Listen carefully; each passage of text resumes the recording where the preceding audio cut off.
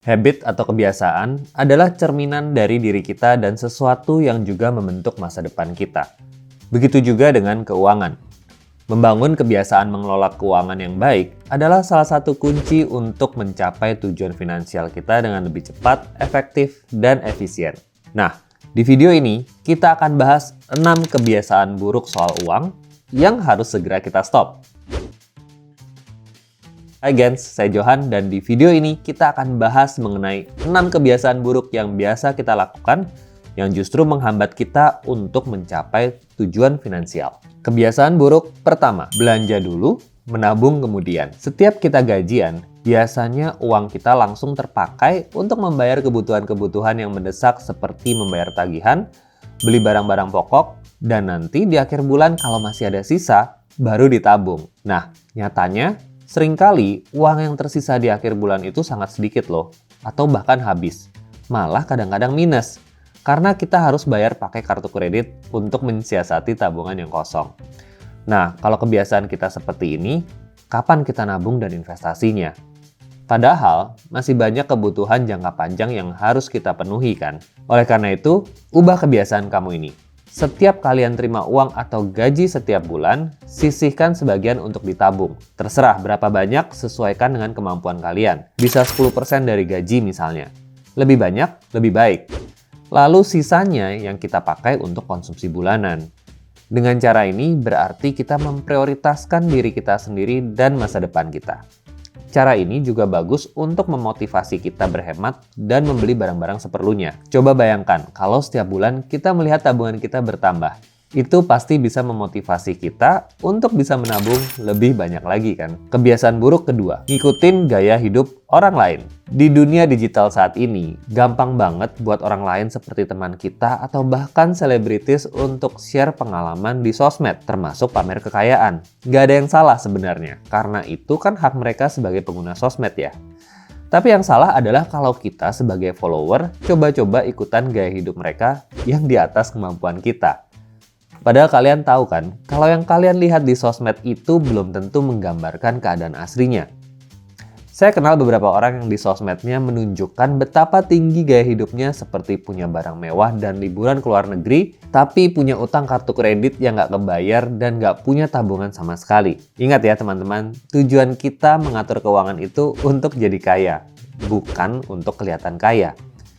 Jadi kalau kalian diajak teman untuk makan di tempat mahal atau beli barang yang di luar kemampuan kita, jangan sungkan untuk nolak dan bilang bahwa kamu ada prioritas kebutuhan finansial lain yang ingin dicapai. Kalau mereka benar teman-teman kita, pasti mau ngerti kok. Malah siapa tahu kita bisa menginspirasi mereka untuk hidup lebih frugal. Kebiasaan buruk ketiga, menggunakan kartu kredit yang berlebihan. Kartu kredit itu perlu, saya sendiri juga pakai. Apalagi kalau kita bisa manfaatkan promo dan diskon yang ada di kartu kredit. Kita justru bisa berhemat. Tapi lain soal kalau kita pakai kartu kredit untuk beli barang-barang yang nggak perlu secara berlebihan di luar kemampuan kita. Apalagi kalau tidak segera dilunasi, justru itu akan semakin membebani pengeluaran kita dengan bunga yang sangat tinggi. Kebiasaan buruk keempat, punya utang di mana-mana. Masih berhubungan dengan pinjaman yang buruk atau bad debt.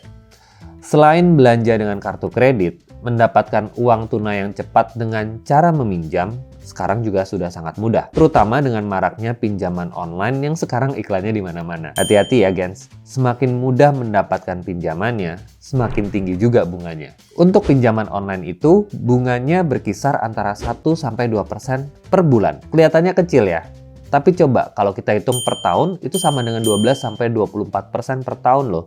Dengan menggunakan perhitungan bunga flat. Jadi gens, sebisa mungkin jangan berutang ya. Dan kalau terpaksa berutang, pikirkan terlebih dahulu kesediaan uang, strategi, dan waktu pelunasannya. Buat yang udah terlanjur kelilit utang dan pingin bebas bayar utang, tonton video yang ini. Kebiasaan buruk kelima, beli barang yang nggak perlu karena kurang persiapan dan perencanaan. Ini contoh gampangnya.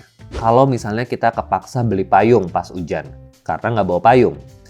Atau buat kalian yang naik motor, pasti tahu, sering nggak kepaksa beli jas hujan di jalan karena lupa bawa jas hujan.